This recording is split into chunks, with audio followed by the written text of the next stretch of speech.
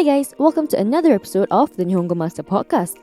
I'm your host Azra, and continuing our topic of Japanese popular culture, we're diving into the video gaming industry today.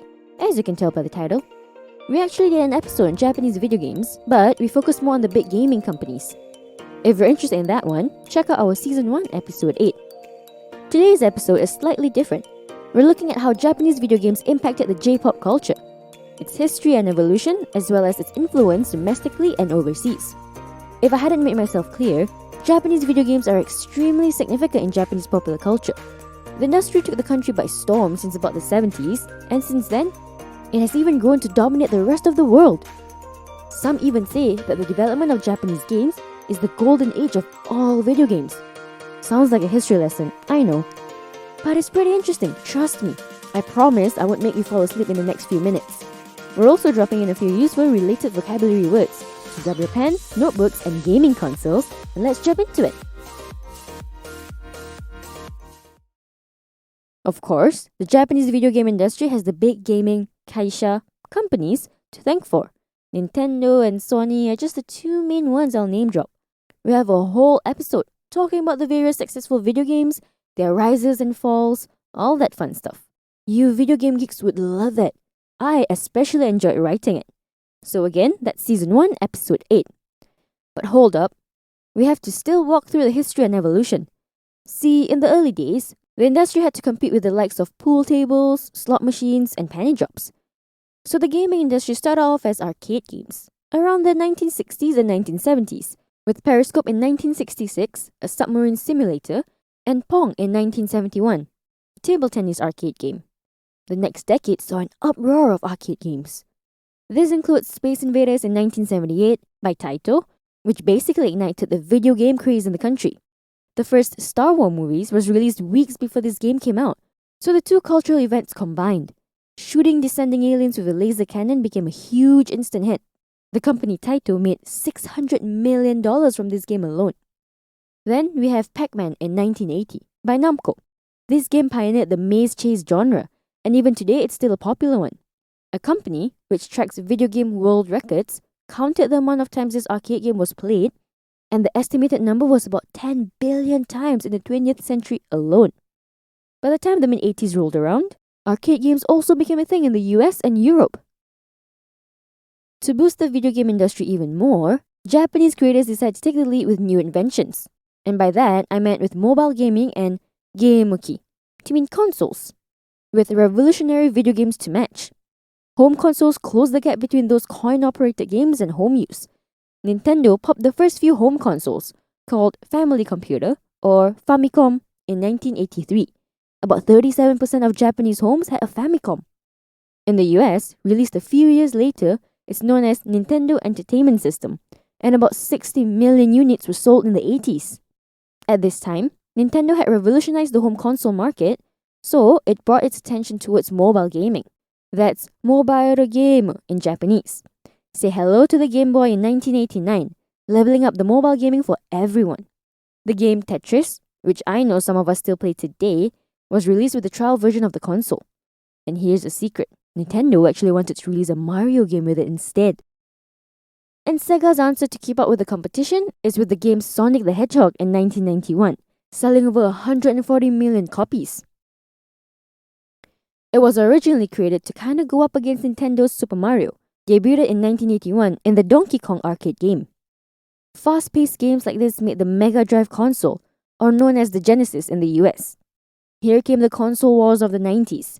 Long story short, Nintendo won and Sega stopped making home consoles. Then, Sony came out with the PlayStation in 1994, being the first console to sell 100 million units. Now, I'm not going too deep into the consoles. We covered that in Season 1, Episode 8.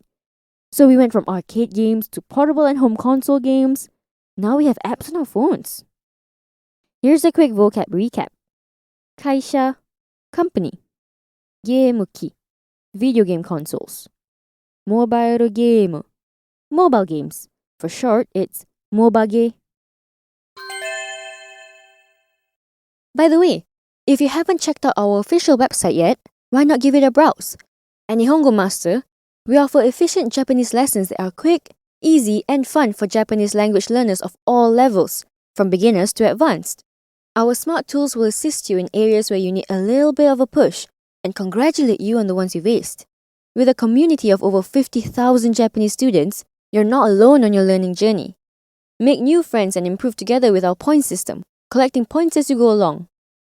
Ask away any questions you have on our group discussion pages. There's sure to be others as well as our Japanese instructors that are quick to answer.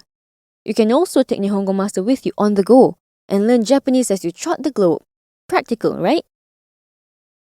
Japan's video game industry is, to this day, the testing ground for all sorts of innovative and new ideas. Go to any arcades in Japan and you'll see an array of never-before-seen games, like drumming games and train simulators. Speaking of games, we said Super Mario earlier. Let's talk a bit about the evolution, or shinka in Japanese, of games. Around the 90s, video games transitioned from 2D graphics to dynamically rendered worlds, with players moving freely, called 3D.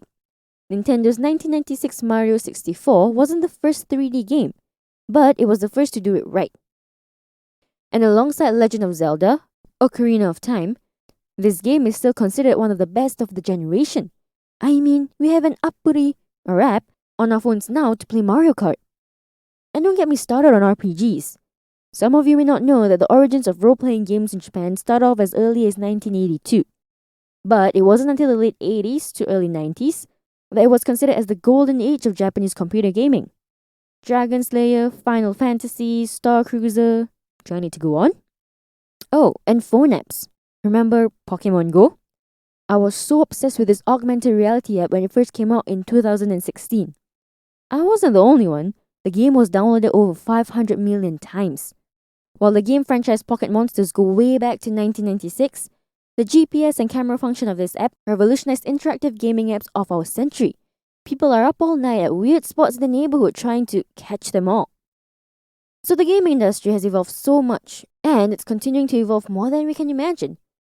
Makes you think what they're doing next. Here's a quick vocab recap. Arcade. Appuri, application. Shinka, evolution. The development of the internet, broadband connections, and technology has bursted a whole new life into the video game industry. I mean, we can compete with players across the globe from our bedroom desk. And we have an abundance of role-playing games for our choosing. So we can't deny the influence of J-video games have on the rest of the world. But exactly what are the impacts of the Japanese gaming industry? For one, Japanese video games are now useful tools for education, offering benefits like clearing goals, structure and strategy, and scoring systems. Many games have been created since to include education-focused content. I mean, even Mario Kart can sometimes be educational. Agree to disagree on this one, guys. And because these video games have caught all the attention away from TV and film, these other media sources have to get their attention back somehow. So tons of Japanese video games are made into anime, or animation, TV and film. The live action of Mortal Kombat, for example, grossed more than $70 million. The Legend of Zelda, Super Mario Bros. And Pokemon are just to name a few spin-offs of J video games. Music as well has developed so much since the rise of Japanese video game industry. When it first started out, games were just in arcades, so you don't need that much music. Now that we have RPGs and all, you need voice actors, composers, full orchestra ensembles, vocals. Some will agree with me on this, but sometimes the music makes the game. A lot of Japanese pop artists make music for video games and offsprings of video games, but we'll get into that more in a later episode. And let's not forget visual arts. Video game visuals are now considered as an art form. You can't deny the creatives and artists of that. Who draws those characters? Who designs the world? Who styles the hairstyles and clothes?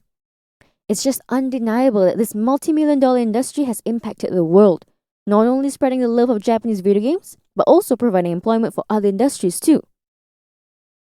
Now for a quick vocab recap. Anime, Japanese animation.